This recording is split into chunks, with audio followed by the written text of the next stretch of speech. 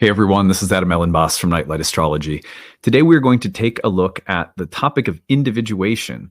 The reason that we're going to cover this topic, which is a major concept in Jungian psychology, is that Jungian psychology has had a major influence on modern psychological astrology. Not surprisingly, Jung delved into astrology himself. And as modern astrologers have mapped that process of psychological individuation into things like the zodiac, the houses, planets, there has also been a way in which the topic of individuation is consistently linked to the sign of Aries, as well as the first house. Now, today I'm going to separate the two. We're not going to go into the first house, but we are going to look at the link between the sign of Aries and the process of psychological individuation that Jung talked about.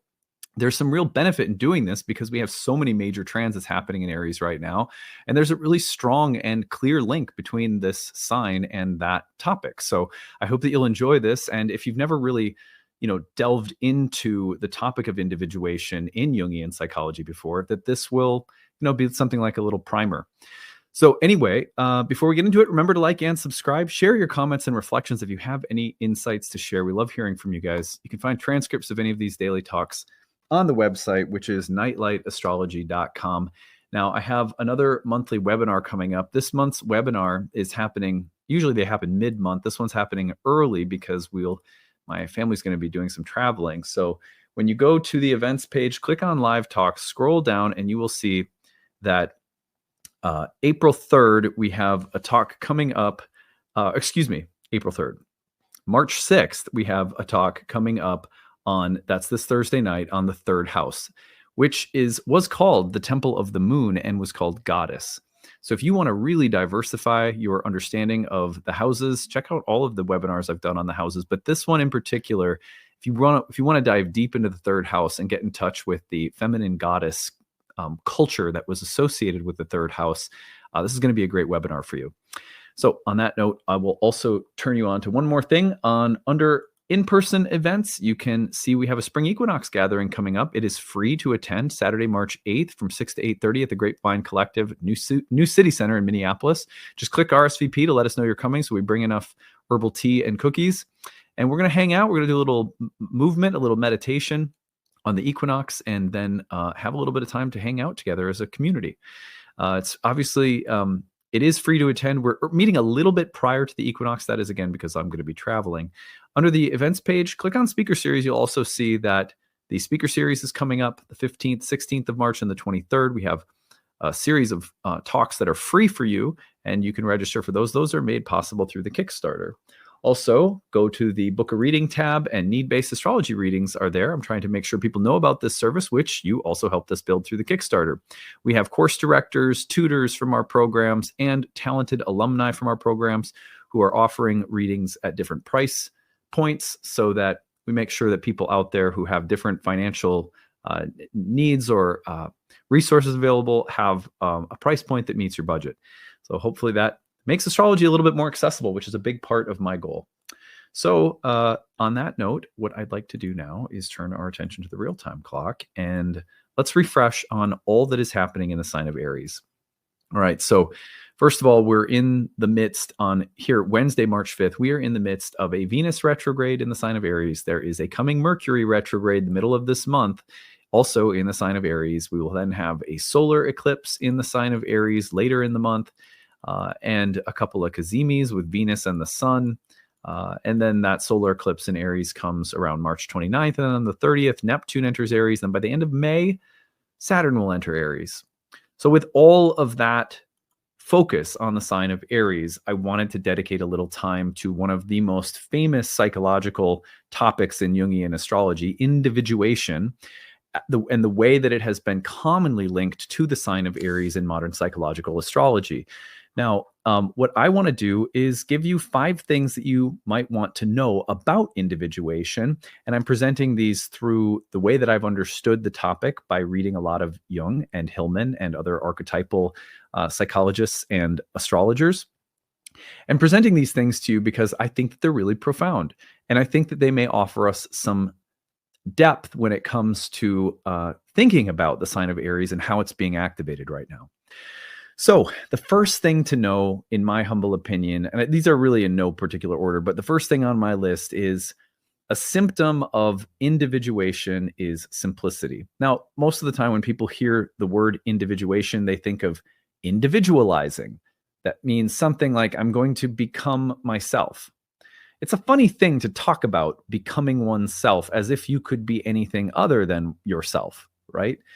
But what individuation refers to very broadly is the idea that although there is a way in which we come into life and we're consciously aware of various aspects of our identity, our personality, our character, our behavior, our psychology, and we're just consciously aware of them, that there are elements of who we are that we are not consciously aware of, that are unconscious, relatively speaking, that we can't quite see about ourselves, that often we do see through relationships, for example.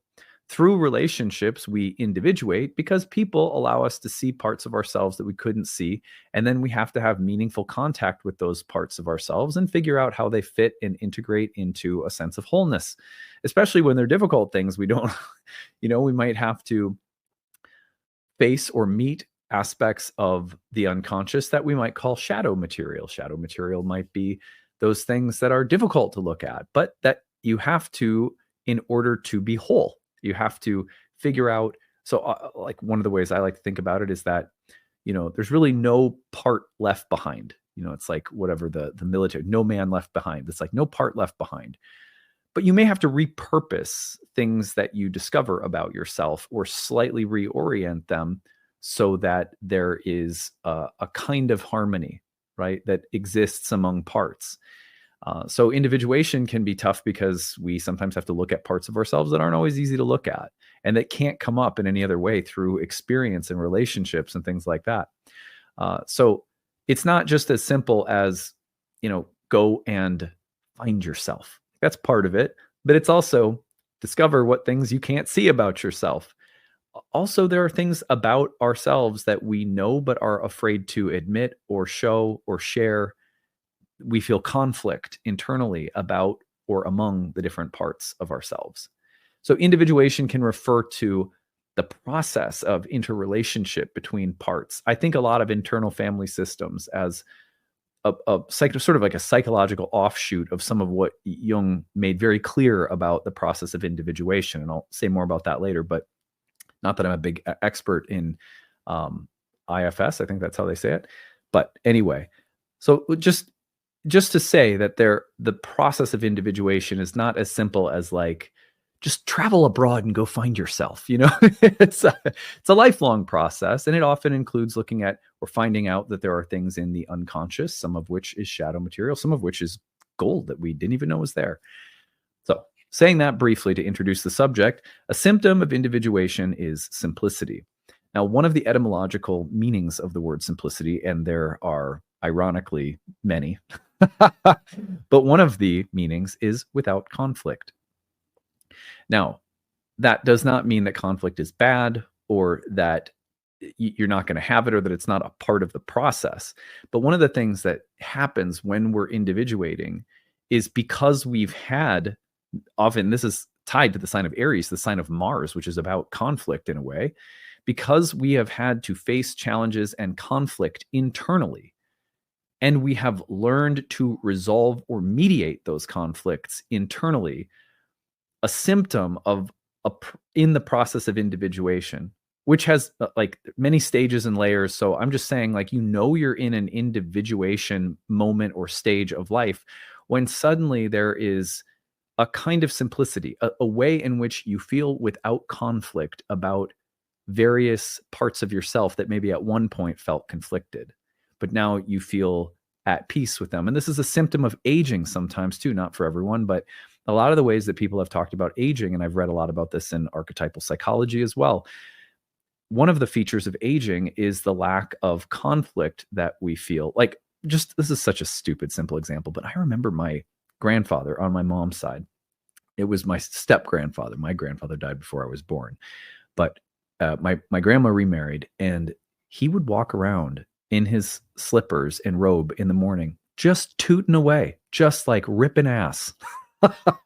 He was without conflict about it. He did not care. And he would jokingly say, I'm too old to care anymore. And I joke about that, right? But that is kind of a symptom of aging in a way, is that we've worked through and we've done so much battle within ourselves that there's a way in which we become sort of simple. Simple, not as in lacking complexity, because that can be one definition of simple, but simple as in without conflict. There may be many different parts, but we're just tooting away.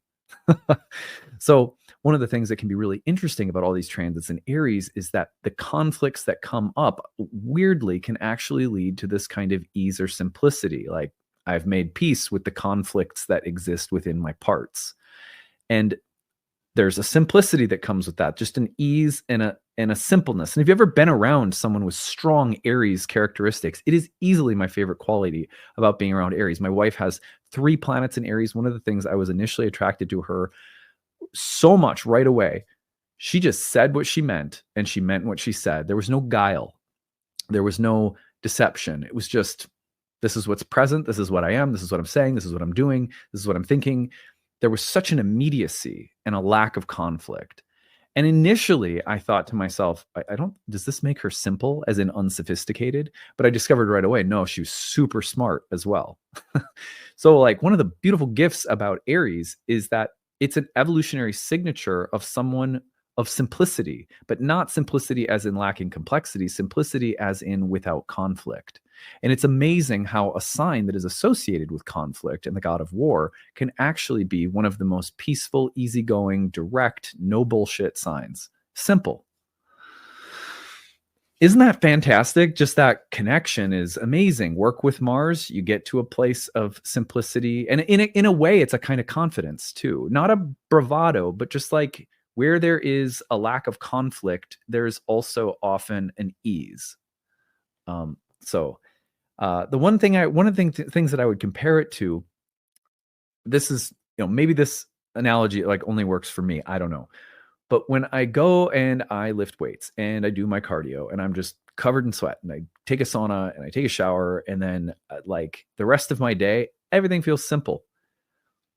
The complex things are going to come up, and I don't deny that they're complex, but the feeling in me is an ease and a simplicity, as in I am without conflict because I just worked all that conflict out, right? So there's a weird way in which people have always noted, like Venus and Mars are like always in bed with each other, peace and conflict, their ease, simplicity, conflict, and intensity.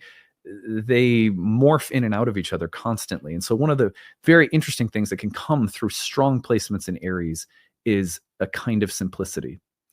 Number 2, a symptom of individuation is feeling allergic to conformity, but not staying allergic to the conformity. Okay, so let me try to explain this. I wasn't sure how to word it, so it's the closest I could get. Wonderful, by the way, that we have this connection between Neptune and Pluto in Aries and Aquarius, because there's one of the signs that is most prone to conformity and also most prone to resist conformity. Weirdly, like it's a weird duality, is Aquarius.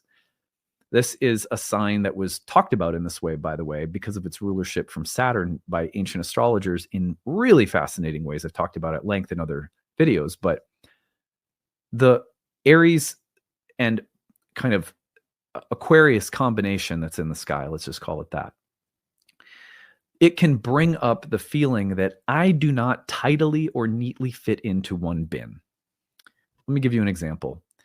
A lot of people use the phrase, I'm spiritual, but not religious. As basically as a way of saying, I can't fit into just one religious bin. There's a part of me that fits in this bin. There's another part of me that fits in this bin. And there's another part of me that fits in the atheist bin. And we're more open, I think, now to the idea that we contain multitudes, that there are many facets or parts of us. There's a kind of agnostic part of me. There's a kind of Christ consciousness part of me, because I've been exposed to different things and I've had different experiences, and my heart has many loves, And so it's like, well, anyhow, one of the things that happens is along the process of individuation, and this is something, again, Jung talked about, other archetypal psychologists have talked about, we get allergic to feeling like I can only be in one bin. I think this is really apparent right now. Not that I ever like to talk very much about current events or politics, but one thing that I observe archetypally on a broad level pertaining to the entire, sort of Western or at least US political system is it's like, well, are you in this bin or are you in that bin? It's like a duopoly. And I think that probably a lot of people, I suspect, I don't know this, and I can only speak for myself. I don't always feel like I fit into one tidy bin in any area of life. I have some views that I would say fit in this bin, and I have some ideological tendencies that go in that bin. I have some religious or philosophical or moral perspectives that go over here, and I have some that go over there. And there, yes, there have been some conflicts within me, and I'm sure within all of you, about the different places that you put your beliefs, your convictions, your views, your religious, spiritual, political ideas, or your social, cultural affiliations, and it's like on the level of culture, for example, most of us don't feel like it's a conflict to feel like you have multiple different cultures that you feel you belong to. Musical, entertainment, fashion, we got sports, you got all these different cultures that you fit into. But the truth is that we're really like that on all levels: religious, philosophical, ideological, moral, sociological. We often are people who have, there's a multiplicity. And so if we're being honest, all of us have to go through this struggle of how much of that is safe to share, how much of the complexity and even some of the contradictions or conflicts that exist within me among my parts are safe to share. And a good symptom of individuation is feeling allergic to having to fit into too few bins. Like if you feel like I can't, not all of me can fit in that bin culturally or religiously or morally or sexually or whatever the case may be, right? There's this multiplicity in us that is a valuable part of the process of individuation, and it's at work when you start feeling like not all of me can fit into this just one thing. Of course, I've worked with many clients who deal with this in terms of relationships. Maybe in order to try to deal with that, they have an open relationship for a period of time, or they try on different relationship styles, or they date different kinds of people. So there's not one area of life that I haven't observed myself and other people that I've counseled in astrology doing this in.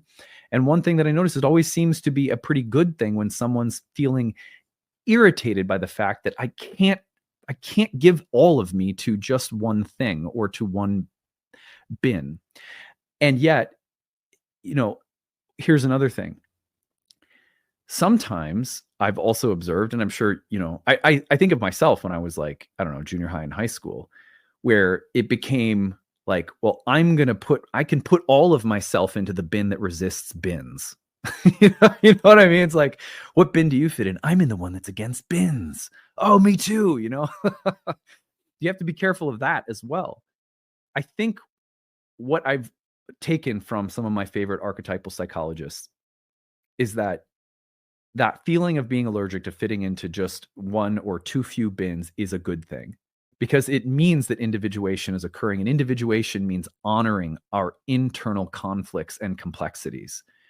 What seems like contradictions or paradoxes within us have to be allowed for somehow. And so being irritated with feeling like you have to conform politically in any level is generally a good sign from this standpoint, right? But also it can go too far where you can try to develop the feeling that I have to conform somehow because it's the safest thing to do can backfire. We can overcompensate, and then we can say, well, I'm going to put everything into the bin that resists bins. I think that's also, from what I've seen, what I've experienced in myself and my clients, that can also be really problematic. It's about letting the allergic reaction guide us into being more okay with the complexities that exist within us. All right, number 3. I hope I didn't labor that one too long. Maybe I did. Oh, well. A symptom of individuation is willingly exploring the shadow or unconscious. Here's the thing, is that nowadays, more than ever, it is being like going to therapy is being normalized. And the thing that I appreciate about this is the reason that it's being normalized is because people are talking about it as a beneficial, proactive thing to do. It is not you're going to therapy because you're broken. You're going to therapy because something's wrong. Because who wants to go into a place, to receive help or guidance when the premise is that I'm going because there is something wrong with me? So, of course, there's been stigma around going to therapy when therapy is only seen as curing problems, fixing illnesses, blah, blah, blah. No, the process of individuation happens across a lifetime, and it involves willingly taking interest in the complexity, in the different parts of ourselves, and exploring it with a curiosity and a humility and an excitement and, yeah, a little bit of fear, a little bit of worry. That's normal. There's shadows in there, but it's the willingness that is one of the great symptoms of an individuation process that is rising or peaking or flowering at a stage in life. And it happens in many stages of life, but here it is again. And I'm willingly excited to dive in and figure out what's in the shadow, what's in the unconscious, what can't I see, what other guidance or insight can I get into this thing called me? And of course, we can become self-obsessed in all of this. And I would say that's not healthy, but a willingness to explore and dive in. I've heard a lot of people that get into ayahuasca. I get into ayahuasca and then, maybe like a couple of years into it, and they're like, yeah, I'm just getting to the bottom of all of it. And I'll never forget, there's a ceremony that I had, I don't know, maybe it was 3, 4, or 5 years in, the same thing that I was experiencing, where I was like, there's so many layers to this onion, and I'm just trying to get to the bottom of it and, just do the healing work, and it's like, well, I was still unconsciously operating under the assumption that something, and very unconsciously, because I really would have told you I didn't even believe in this, but I was unconsciously operating under the assumption that I could get down to the bottom of original sin. It's like I can be healed, and it's like, no, healing is like, it's like going sledding. It's like something you can do. It's an activity that is one of many available activities for an eternal being who needs no saving, but can do this thing called healing, which is a beautiful and interesting thing to do, and a thing that we're all here in part to do. But it's not, there is no end, right? Like my personal trainer said this to me. I was really stressing about some of the benchmarks I'm trying to hit, some of the goals I'm trying to hit. And he was like, what I want you to do is just think about what you're really doing as something you're going to be doing for the rest of your life. There is no end to this. And if you get out of the thinking about the goals, they'll happen a lot more easily, because your head will get in the way and create more stress for you and slow the process down. And you'll be measuring things that take a long time to measure in a daily way, which isn't effective. It's like, you'll look at the change from year to year. Don't look at the change day to day. Right? Those kinds of things. Well, you have to be willing to stop thinking about healing and self-exploration as something that you accomplish and finish, and then you never have to do it again. It's more like healing work, exploring ourselves. It is exactly what Heraclitus said. The soul is a mystery explored to a depth beyond report. This is something we do just as much as we go to the well and draw water every day, or we go to sleep every night. We go inwardly and we look and find things.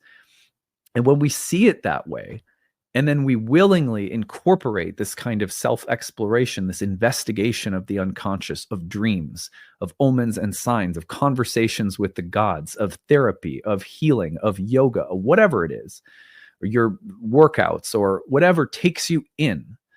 And you go there because it is an interesting, valuable thing to do in and of itself. That willingness is a symptom of a soul that is individuating. And the thing is that the more you do the work of individuation, according to Jung, the more you realize it is an eternal process. It is life itself, consciously aware of itself. And it's part of how we create that lit fire within us, to willingly do this kind of work. Now, it's not even always work. It's creativity, it's exploration, it's dance, whatever else we want to call it. So, but the the distinction is really important because life will have a way, events will have a way of conspiring to force us to look at these things as well. And so how much easier is it when you're tracking astrology? How much easier is it when you're going to therapy, when you have modalities in your life that are creative or take you inward? You're painting, you're writing, you're singing. When we do these things and we go inward and we explore the rich tapestry of our soul, then when life conspires to drag us into certain spaces that are like we didn't necessarily choose, we know where we are. I'm inside. Because that place is common to us. So the willingness is an important symptom of how we grow. I can't tell you how many times over the years I have heard people come to me, and I really think that this makes me really sad for men out there. And I have had an abundance of very positive male figures in my life, and good male friends who care about their inner life. But when I'm at the gym, for example, sometimes and I hear men talking in the locker room, and some of that's superficial, so who knows? I don't mean to be judgmental. But I know this to be true as well from all the clients I've talked to over the years, mostly women who complain that their spouses aren't willing to go to therapy with them, aren't willing to go to therapy themselves, not because there's anything wrong, but just because maybe this would be interesting. And sometimes because there are things wrong. But it makes me sad. I'm like, there's some kind of narrative that's been told to us men in particular, I think, but maybe all of us in some way, that it would be an indication that there's something wrong with you, or that you have a problem, or that you're not strong. But actually it takes this amazing courage and willingness and curiosity and openness to go inward and explore. So a symptom of individuation, number 4, is a transition from goals to interests. I thought about this a lot very recently because I did an Instagram Q&A session. I like doing these once in a while. And someone asked me, you've accomplished a lot. What goals do you have now for yourself? And it was interesting because this isn't the first time I've had this realization, but I can honestly say I'm not a person without goals. I have had goals in my life, but I'm not making this up when I say I have been someone who has been very passionate about things I am interested in. And what looks to someone else like an achievement, and like the way that people often around me, extended family or friends or students or whatever, people on social media go, "Oh, you've accomplished this or this or that." And I go, "Yeah, I wasn't trying to." Whatever, any small little things I've accomplished in my life, however, other people look at them, I can almost promise you that in anything I've quote unquote achieved, it's been nothing other than just passionately pursuing things I'm interested in. And in fact, I would say that the times in my life when I have passionately pursued interests, things that fascinate me, that draw me in, that I am attracted to, there's been so much more wonderful things realized or achieved, than when I've set goals for myself. The reaching of goals has happened in my life. I've reached goals I've set out for myself. I have some right now. It's not like I think they're bad or anything, but I would say that generally setting goals for me and realizing them has been far less effective overall than pursuing interests with just tons of passion. I mean, I'll just say that I have received a lot more from following my interests than setting goals. Yeah. It's not that I haven't set any, but yeah. So how about you? Do you feel the same way? What do you think about goals? I think that's really interesting that so I see a Jungian therapist, and my therapist one time said to me, this was several years ago now, he said a symptom of individuation is that we become more passionate about our interests and less stuck on setting goals. And when I thought about that and I reflected upon it and I thought about my life, I was like, that is true. Goals have served me, but my interests are where all of the gold has been, So the reason that this is associated with individuation, as I understand it in Jungian psychology, is that a setting of a goal is often informed by oughts and shoulds about who we are or what parts ought to be most celebrated or are most important. Whereas interests and the pursuit of interests often have less contrivance. There's less guile. There's less potential for self-deception. Agree, disagree? What do you guys think? I think that's a fascinating idea, but I'll leave that one maybe a little bit more open to debate. Number five, I love this one. So for Carl Jung, one of the images that he used to describe the process of individuation is a mandala.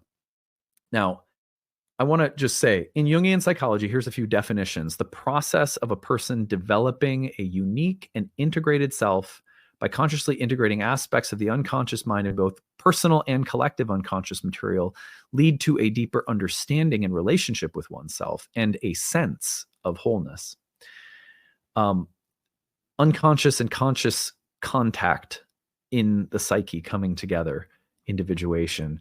And interestingly, a graphical representation of the self that we are in the process of discovering, you might say, through the journey of individuation is the mandala.